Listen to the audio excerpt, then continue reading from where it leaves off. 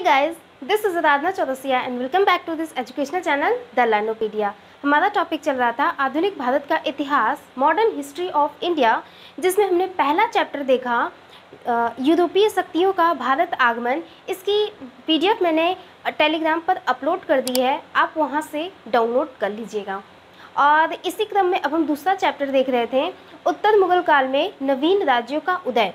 इसके अंतर्गत अभी हमने देखा बंगाल को, अवध को, कि ये सब राज्य होते हैं, कैसे ये मुगल प्रांत से अलग होते हैं और फिर एक सीमा तक पहुंचते हैं, मीन्स एक पीक तक पहुंचते हैं। और फिर एक समय ऐसा आता है कि ये सब अंग्रेज़ों के अधीन हो जाते हैं।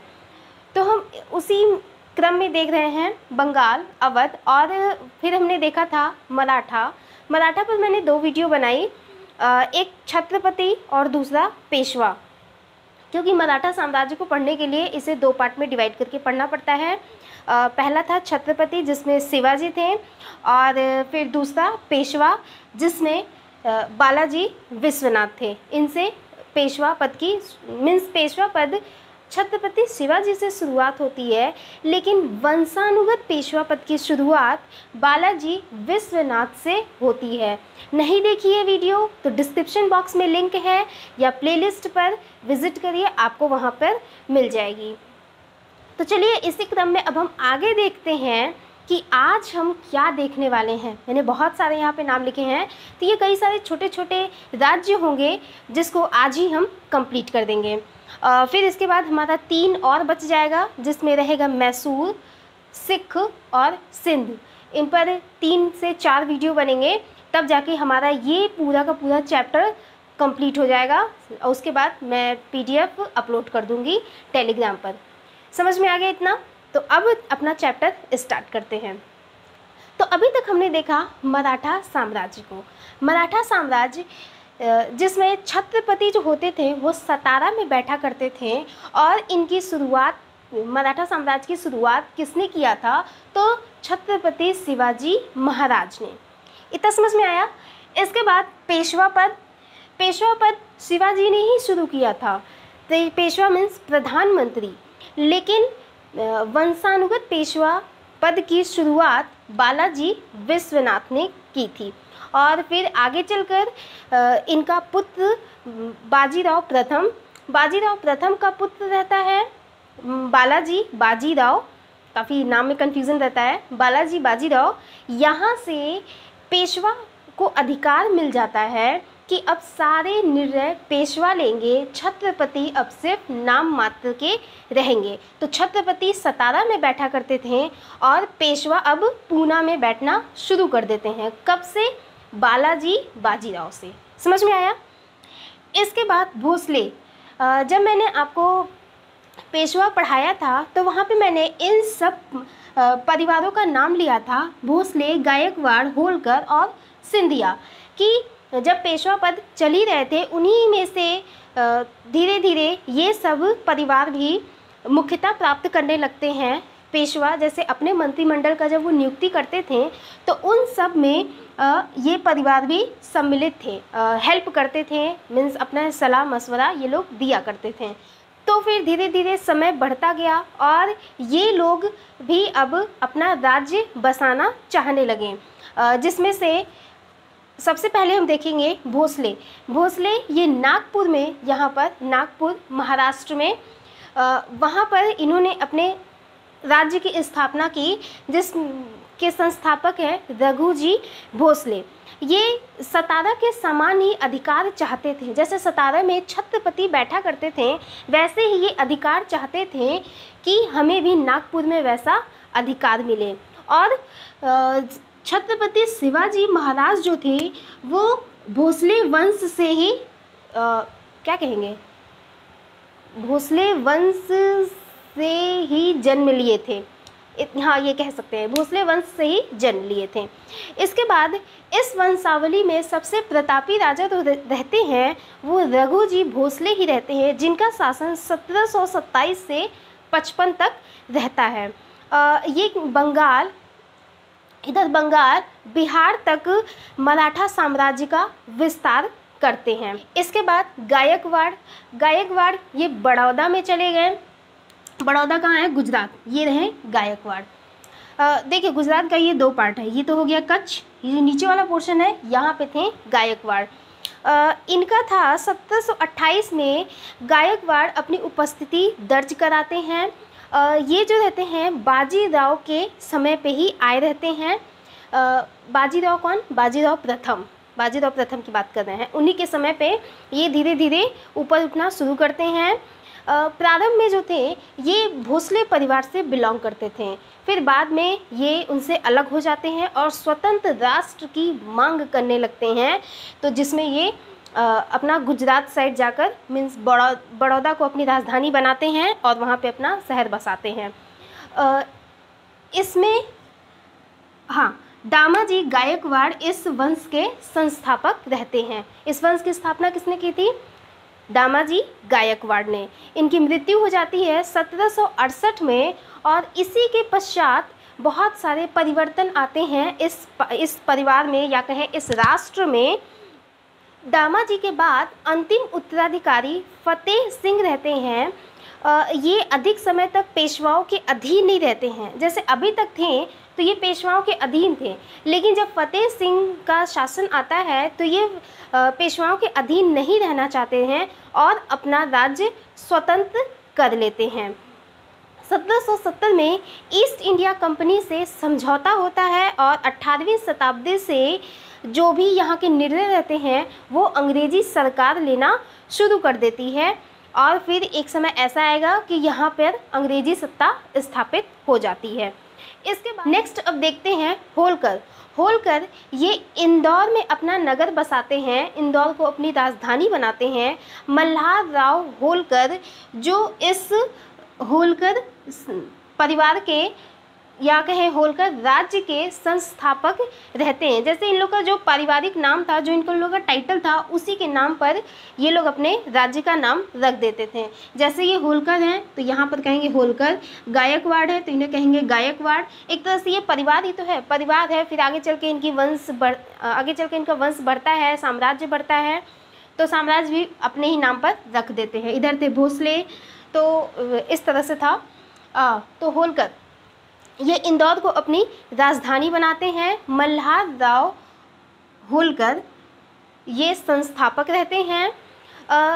इन लोगों ने मीन्स होलकर परिवार ने यहाँ जो इंदौर में थे ये ना, तो इंदौर में जो व्यापारिक एक तरह से व्यापारिक मार्ग था इंदौर, तो जो भी यहाँ से सामान का आवागमन होता था तो वो आने जाने नहीं देते थे। एक तरह से उन मार्गों पर अपना अधिकार कर लिया था, व्यापारिक नियंत्रण स्थापित कर चुके थे जो इंदौर के रास्ते से होकर जाता था। इसके पश्चात साम्राज्य का नियंत्रण इनके पुत्र, किसके पुत्र? मल्हार राव होलकर के पुत्र खांडे राव होलकर, उनकी विधवा रहती हैं अहिल्याबाई होलकर, उनके हाथ में चला जाता है। पहले तो ये करना नहीं चाहती थी शासन, इन्हें जबरदस्ती कहा जाता था कि आप सती होइए, पर ये सती नहीं होना चाह रही थी। काफ़ी यह योग्य रहती हैं और सूझबूझ से काम लेती हैं, तो शासन अब इनके हाथों में आ जाता है। अहिल्याबाई ये 1765 से 1794 तक शासन संभालती हैं। ये इंदौर का बहुत विकास करती हैं। इंदौर में तालाब, कुएं, टैंक और घाट, ये सारी चीज़ें बनवाती हैं। किला भी बनवाती हैं, स्वास्थ्य सुविधाएं उपलब्ध कराती हैं। जो सुविधाएं होती थी इंदौर में दे सकती थी, वो सब कुछ इन्होंने दिया और इनसे मुगल भी डरा करते थे। तो ये आसपास क्षेत्रों में काफ़ी विकास किया इन्होंने। इसके बाद 1975 में इनकी मृत्यु हो जाती है और अंतिम महाराजा आते हैं यशवंत राव होलकर द्वितीय। यशवंत राव होलकर द्वितीय जो 16 जून 1948 को कह रहे हैं, आज़ादी के बाद का बता रहे हैं, ये कहानी यहाँ तक जाएगी। 1948 में जब देश आज़ाद होता है, भारत जब आज़ाद होता है, तो सरदार वल्लभ भाई पटेल जब पूरे जो छोटे छोटे रियासत होते हैं उनका जब पुनर्गठन करते हैं, सबको जब मिलाते हैं, एक भारत संघ बनाते हैं, तो उस संघ में होलकर परिवार भी शामिल रहता है। जो जितने जितने छोटे छोटे रियासत होते हैं मीन्स जोड़ते हैं कि आप सब लोग मिल जाइए और फिर मिलने के बाद एक भारत देश होगा, तो उसी तरह से होलकर भी मिल जाते हैं। इसमें समझ में आया इतना? इसके बाद अब नेक्स्ट देखते हैं ग्वालियर के सिंधिया।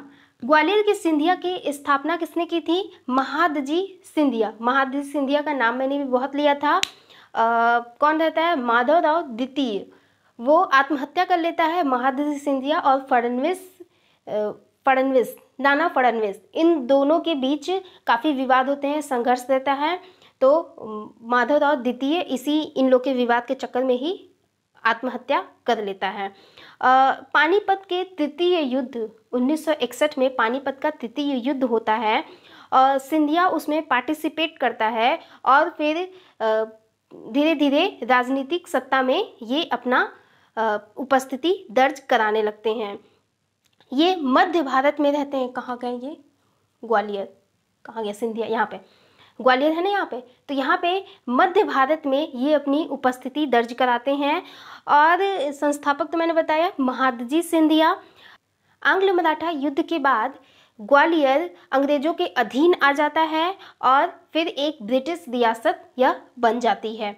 तो इस तरह से हमने देखा कि मराठा साम्राज्य किस तरह से विघटित होता जाता है। अच्छा, ये विघटन क्यों हुआ?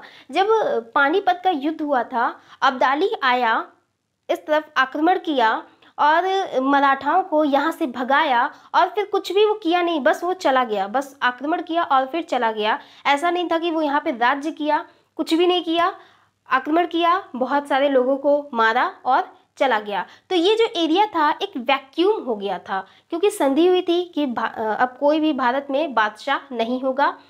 तो ये एरिया वैक्यूम हो गया था और मराठा जो थे अब सिर्फ इस एरिया तक आ गए। यहाँ पर भी ये सारा खाली हो चुका था। मुगल भी काफ़ी कमज़ोर, मुगल तो कमज़ोर चल ही रहे थे, इधर ये सब छोटे छोटे थे, तो अभी इन सब की उत्पत्ति नहीं हुई थी। बाद में ये सब धीरे धीरे जब वैक्यूम होगा तो भाई जब खाली स्थान होगा तो वहाँ लोग बसने के लिए जाएंगे, बसेंगे, ज़मीन हड़पेंगे, फिर धीरे धीरे कहेंगे वो मेरा राज्य है। तो बस वही चीज़ें हुई यहाँ पर। तो इसी मराठा साम्राज्य से ही पेशवा निकले, गायकवाड़, होलकर, भोसले, सिंधिया, ये सब निकलते हैं। फिर आगे चल के मुगल से जाट अलग होंगे, राजपूत तो अलग थे ही पहले से, लेकिन मुगल के साथ ये मिलकर काम किया करते थे। फिर बाद में वो अलग हो जाएंगे, इधर सिख अलग हो जाते हैं। तो ऐसे बहुत सारे छोटे छोटे निकल जाते हैं, छोटे छोटे राज्य निकल जाते हैं। तो एक छोटा सा रिवीजन ले लेते हैं, इसके बाद हमारा मराठा साम्राज्य पूरी तरह से कंप्लीट हो जाएगा। सबसे पहले देखते हैं कि छत्रपति ये सतारा में बैठा करते थे। अंतिम छत्रपति होते हैं अप्पा साहब, और ये हड़प नीति के अंतर्गत आ जाते हैं। मीन्स इनका कोई उत्तराधिकार नहीं रहता है, तो अंग्रेज सतारा को हड़प लेते हैं, सतारा पर अपना अधिकार जमा लेते हैं और फिर छत्रपति का शासन समाप्त हो जाता है। ये भी ख़त्म। फिर इसके बाद पेशवा पूना में बैठा करते थे। पूना में अंतिम पेशवा बनते हैं बाजीराव द्वितीय, ये भी हड़प नीति के अंतर्गत आ जाते हैं और फिर पूना पर से भी पेशवाओं का पद समाप्त हो जाता है, तो ये भी ख़त्म। इसके बाद भोसले, ये भी समाप्त हो जाते हैं, अंग्रेजों के अधीन आ जाते हैं। फिर गायकवाड़ तो नहीं समाप्त होंगे, गायकवाड़ चलेंगे, ये चलेंगे। ये जब राज्यों का पुनर्गठन होगा 1948 में आज़ादी के बाद, तब ये गायकवाड़ भारतीय संघ में मिल जाते हैं। फिर इसके बाद होलकर भी अंग्रेजों के अधीन आ जाते हैं, अंग्रेजी रियासत बन जाती है ये। फिर इसके बाद सिंधिया भी अंग्रेजों के अधीन आ जाते हैं। ये सारे ख़त्म हो जाते हैं, गायकवाड़ बस रहते हैं। तो इस तरह से हमारा मराठा साम्राज्य कंप्लीट होता है। इसके बाद हम और छोटे छोटे राज्यों को देख लेते हैं जो उसी टाइम पर मीन्स औरंगजेब की मृत्यु के बाद उदित होती हैं। जैसे इधर तो औरंगजेब नहीं था, इधर मैसूर से या विजयनगर साम्राज्य था, तो वहाँ से निकलती हैं। फिर इसके बाद इधर जाट होंगे, सिख होंगे, सिंध होंगे, तो इन सब राज्यों को भी देख लेते हैं, क्योंकि ये बहुत छोटे छोटे हैं, इन पर अलग से वीडियो बनाना तो बहुत छोटा हो जाएगा, तो साथ ही में इन्हें भी कंप्लीट कर लेते हैं। तो सबसे पहले हम देखेंगे जाट कौन थे? ये मथुरा, दिल्ली और आगरा के आसपास क्षेत्रों में रहा करते थे। जब औरंगजेब की मृत्यु होती है 1707 में, तो ये विद्रोह करते हैं कि हमें अलग होना है। तो ये क्या करते थे, लूट मार मचा देते हैं। गरीब हो चाहे अमीर हो, जमींदार हो या किसान हो, मुस्लिम हो, हिंदू हो, जो भी हो, ये किसी को नहीं छोड़ते थे, सभी को ये लूट लिया करते थे। ये एक खेतीहर लोग थे, मीन्स ये किसान लोग थे जिनका मुख्य व्यवसाय कृषि हुआ करता था। इनका जो मेन नेता था वो चूड़ामन था। मीन्स चूड़ामन के नेतृत्व में ही जाट की स्थापना होती है और 1700 में भरतपुर की स्थापना होती है और भरतपुर में वो किला भी बनवाते हैं और आसपास उसे सुरक्षा भी प्रदान करते हैं और फिर इसके बाद वो मुगलों को चुनौती भी दिया करते थे। नेक्स्ट आते हैं बदन सिंह, जो 1721 से 1756 तक शासन करते हैं। ये एक शक्तिशाली सेना बनाते हैं जिसमें डिंग, कुंबेर, वेद और भरतपुर में ये 4 दुर्ग भी बनवाते हैं। अब्दाली ने बदन सिंह को राजा की उपाधि भी दी है। इसके बाद आते हैं सूरजमल। सूरजमल ये 1756 से 1763 तक गद्दी पर बैठते हैं। इन्हीं के नेतृत्व में जो जाट सत्ता होती है वो अपनी गरिमा पर पहुंचती है, मीन्स और ऊंचाई पर पहुंचती है। सूरजमल का जो अधिकार रहता है, मीन्स ये जाट का जो क्षेत्र बनाते हैं वो और विस्तृत करते हैं। सूरजमल अपना अधिकार एक बड़े क्षेत्र पर कायम करते हैं। ये दक्षिण में चंबल, पूरब में गंगा, पश्चिम में आगरा और इस तरफ कौन सा हुआ, उत्तर में दिल्ली तक ये अपने राज्य का विस्तार करते हैं और फिर 1763 में इनकी मृत्यु हो जाती है। किसी इतिहासकार ने कहा है कि वह जाटों का अफलातून था। किसी ने कहा है, किसने कहा है नहीं पता है। फिर इसके बाद आते हैं जवाहर सिंह, रतन सिंह, केसरी सिंह, रणजीत सिंह और रणधीर सिंह। रणधीर सिंह के टाइम पर ही 1805 में अंग्रेजों की अधीनता स्वीकार हो जाती है। मीन्स रणधीर सिंह 1805 में अंग्रेजों की स्वाधीनता स्वीकार कर लेते हैं। समझ में आया इतना। इसके बाद नेक्स्ट हम देखेंगे राजपूत। वैसे तो राजपूत की कहानी बहुत लंबी है। अगर एंशिएंट हिस्ट्री से देखें तो राजपूत बहुत समय पहले से आए हैं। इनका तो स्रोत भी नहीं पता है, पर हमें वहाँ से नहीं देखना है क्योंकि हमारा टॉपिक है आधुनिक भारत का इतिहास। तो आधुनिक भारत के इतिहास में कौन से राजपूत का नाम आता है, तो इस काल में प्रमुख राजपूत हैं सवाई राजा जय सिंह।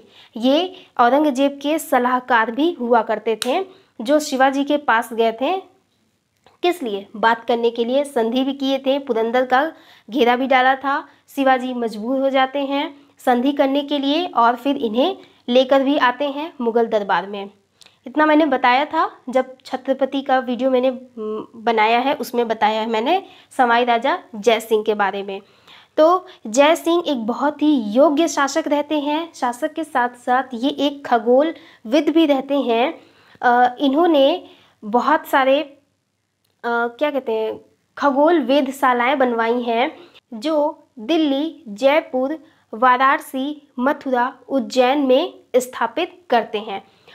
ये जयपुर की स्थापना भी करते हैं, मीन्स जयपुर शहर बसाते हैं। ये 1699 से 1743 तक अपना शासन देखते हैं। फिर इसके बाद 1743 में इनकी मृत्यु हो जाती है। और नेक्स्ट अब देखते हैं कर्नाटक को। कर्नाटक की स्थापना सआदत खान ने की थी और इसकी कहानी मैंने कर्नाटक के युद्ध में बताया हुआ है कि कौन कौन से शासक होते हैं, कैसे ब्रिटिश से युद्ध होता है। तो आप आई बटन पर क्लिक करिए, आपको वो वीडियो मिल जाएगी। तो कर्नाटक भी खत्म। केरला 4 पार्ट में डिवाइड था, कालीकट, कोचीन, त्रावणकोर और चिरक्कल। यहाँ पर है कालीकट जहाँ पे वास्को डी गामा आया था, वही एरिया है। आज इसको कोच्चिकोड के नाम से जानते हैं। ये है कोचिन, ये शिपयार्ड एरिया है। मीन्स यहाँ पे शिप आते हैं, रेस्ट करते हैं, बहुत सारे शिप यहाँ पे रुकते हैं। फिर है त्रावणकोर और फिर है चिरक्कल और इस तरफ है ये है वाला जो पार्ट है ये है कर्नाटक और ऊपर है मैसूर। तो ये 4 पार्ट है केरला का। आगे चलकर ये सारे यहाँ पे सामंत रहते थे, बड़े बड़े जमींदार रहा करते थे। बाद में त्रावणकोर का संस्थापक रहता है, जो राजा रहता है मार्तंड वर्मा। मार्तंड वर्मा इन सभी पर जीत हासिल कर लेता है और अपना राज्य आगे लेकर चलता है। मीन्स ये सब खत्म, मार्तंड वर्मा आगे लेकर चलेगा। तो हमने बहुत सारे पॉइंट्स आज कवर कर लिए। मराठा को भी कंप्लीट कर लिया, कर्नाटक को भी, इधर जाट कहाँ गए, जाट, राजपूत और कर्नाटक, केरला, ये सारे कंप्लीट हो गए हैं। अब हमारे बस बचे हैं सिंध, सिख और मैसूर। तो इन पर वीडियो बनेगी, थोड़ी सी लंबी होगी। और वीडियो लंबी हो जाती है तो क्या हुआ, लंबी हो जाती है, आप फिर भी देखा करिए, क्योंकि चीज़ों को अगर डीपली पढ़ना है, समझ के पढ़ना है, कहानी अगर अच्छे से समझ में आनी है, दिमाग में बैठाना है, तो वीडियो तो लंबी होनी ही है। और शॉर्ट वीडियो में मैं सोचती हूँ कि कंप्लीट कर दूँ, लेकिन नहीं होता है शॉर्ट में। कितना हम काट छाट देंगे।